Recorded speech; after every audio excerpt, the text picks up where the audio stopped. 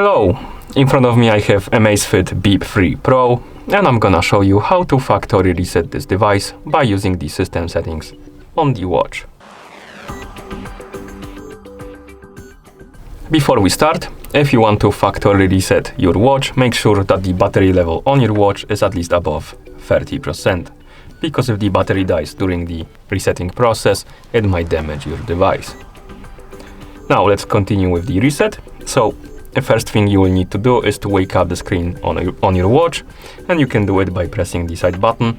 And after you wake up the screen, you can swipe down from the top of the screen to open the quick panel. Then tap on the settings icon, and in settings scroll down, find the option called the system and tap on it, and here scroll down and find the option called factory reset, select it, and then tap on the check mark to confirm and start the resetting process.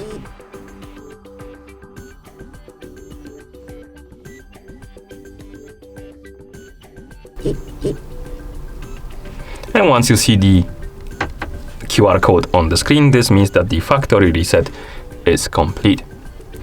Thank you for watching.